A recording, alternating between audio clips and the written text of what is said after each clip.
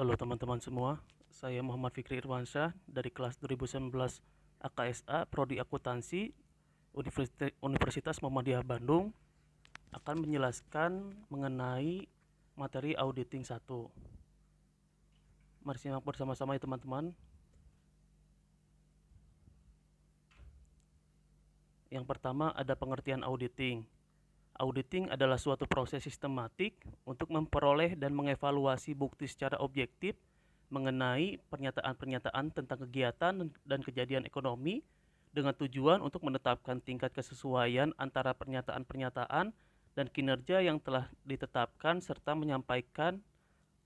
penyampaian hasil-hasilnya kepada pemakai yang berkepentingan seiring dengan penerapan tata kelola yang baik, good corporate governance. Dunia usaha dituntut untuk lebih transparan dalam mengelola usahanya. Salah satunya adalah dengan menyerahkan laporan keuangan mereka untuk diaudit oleh auditor independen. Lalu ada asersi manajemen. Asersi manajemen adalah pernyataan manajemen tentang pengelompokan transaksi dan akun terkait serta pengungkapannya di dalam laporan keuangan, baik secara eksplisit maupun implisit. Asersi manajemen akan menunjukkan apakah kegiatan yang dilakukan oleh manajemen telah sesuai dengan aturan yang berlaku atau tidak, dan akan menjadi pertimbangan untuk auditor dalam penyampaian tujuan auditnya, serta menjadi dasar auditor untuk menyampaikan opini.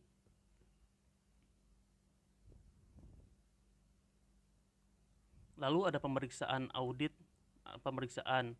atau audit objektif untuk transaksi penjualan terkait dengan kejadian, occurrence, kelengkapan, completeness, ketetapan, akurasi, dan waktu timing. Yang pertama, setelah audit objektif dilaksanakan, maka akan dilanjutkan dengan penetapan spesifik tujuan audit terkait transaksi umum. Tujuan ini dibuat untuk setiap siklus transaksi dan disesuaikan dengan jenis penugasan. Occurrence memeriksa apakah penjualan yang tercatat adalah untuk pengiriman barang bukan kepada pelanggan fiktif. Completeness, kelengkapan, memeriksa apakah transaksi penjualan yang ada telah dicatat. Lalu ada akurasi, itu ketetapan, memeriksa apakah penjualan yang dicatat adalah untuk sejumlah barang yang telah dikirimkan dan telah ditagihkan dan dicatat dengan benar. Timing, waktu, memeriksa apakah transaksi penjualan telah dicatat pada tanggal yang benar. Lalu ada manajemen letter.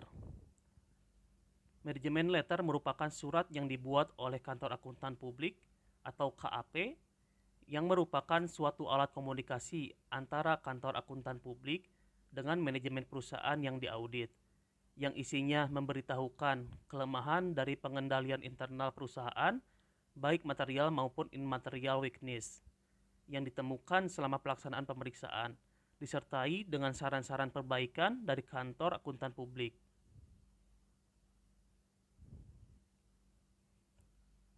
Lalu ada proses pengendalian internal sampai dengan penyelesaian audit. Yang di dalamnya proses pengendalian internal sampai dengan penyelesaian audit adalah suatu proses yang dijalankan oleh Dewan Komisaris, Manajemen, dan personal entitas lain yang dibuat untuk memberikan keyakinan memadai tentang pencapaian 3 golongan tujuan, yaitu keandalan laporan keuangan, efektivitas dan efisien operasi, dan juga kepatuhan terhadap hukum yang berlaku, yang dimana pengendalian internal ini dilakukan dengan 5 komponen yang saling terkait, yaitu lingkup pengendalian, penaksiran resiko aktivitas pengendalian, informasi yang dikomunikasi, serta pemantauan setelah dilakukan tes terhadap bukti-bukti pembukuan yang mendukung transaksi yang dicatat perusahaan. Maka dalam tahap penyelesaian audit yang ditarik kesimpulan mengenai kewajaran laporan posisi keuangan dan laba rugi komprehensif.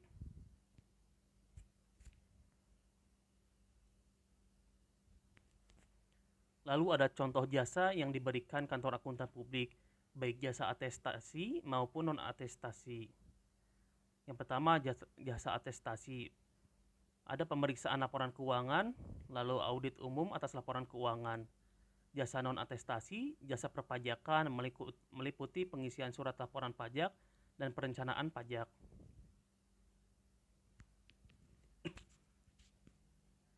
Lalu ada jenis-jenis audit. Audit keuangan bertujuan untuk mengaudit terhadap laporan keuangan perusahaan atau organisasi yang nantinya akan menghasilkan opini pihak ketiga mengenai akurasi dan kelengkapan laporan-laporan tersebut. Lalu ada audit operasi, pengkajian atas setiap bagian organisasi terhadap prosedur operasi standar dan metode yang diterapkan suatu organisasi dengan tujuan mengevaluasi efisiensi, efektivitas, dan keekonomisan. Lalu audit ketaatan, proses kerja yang menentukan apakah pihak perusahaan yang diaudit telah melakukan prosedur, standar, aturan tertentu yang diterapkan oleh pihak yang berwenang. Lalu ada audit investigatif, serangkaian kegiatan mengenai mengidentifikasi, menguji, serta secara detail informasi dan fakta-fakta yang ada untuk mengungkap kejadian yang sebenarnya dalam rangka pembuktian untuk mendukung proses hukum suatu entitas. Tahapan mengenai audit umum. Audit umum adalah suatu audit atau pemeriksaan atas laporan keuangan yang dilakukan oleh KAP dengan tujuan untuk bisa memberikan pendapat mengenai kewajaran laporan keuangan secara keseluruhan, yang dimana audit umum ini mempunyai 4 tahap. Yang pertama, perikatan audit. Sebelumnya dilakukan proses audit, pihak auditor dan perusahaan harus melakukan terlebih dahulu kesepakatan yang biasanya diwakili oleh manajemen.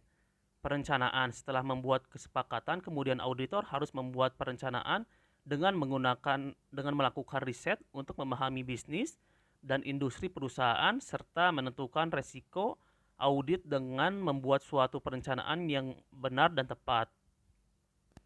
Pelaksanaan uji audit. Seorang auditor harus melakukan pengujian pengendalian dan uji substantif dilakukan dengan mempelajari data dan informasi bisnis perusahaan yang diaudit serta membandingkan dengan data informasi lain.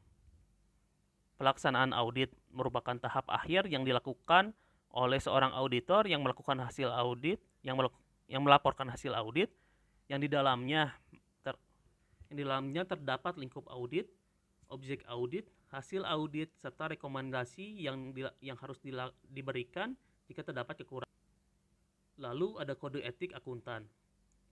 Kode etik akuntan merupakan suatu pedoman yang diberikan oleh pihak yang berwenang untuk dilaksanakan oleh para anggota suatu instansi tertentu dalam melaksanakan tugasnya sebagai auditor agar dapat bertanggung jawab dan objektif. Karena setiap profesi yang memberikan jasa dari pengetahuan dan keahliannya pada pihak klien harus memiliki rasa tanggung jawab pada pihak-pihak yang dipengaruhi oleh jasanya. Terdapat 3 standar yang dipakai oleh audit umum. Yang pertama, audit harus dilaksanakan oleh seorang atau lebih yang memiliki keahlian, pelatihan teknis yang cukup sebagai auditor. Lalu yang kedua, dalam semua hal ada hubungan dengan perkataan, independensi dalam sikap mental harus dipertahankan oleh auditor. Dan yang ketiga, dalam pelaksanaan audit dan penyusunan laporan auditor harus wajib menggunakan kemahiran profesionalnya dengan cermat dan seksama. Baik, dan paparan auditing 1 dari saya. Mohon maaf bila ada salah-salah kata. Bila ada pertanyaan, boleh di kolom komentar. Terima kasih. Assalamualaikum warahmatullahi wabarakatuh.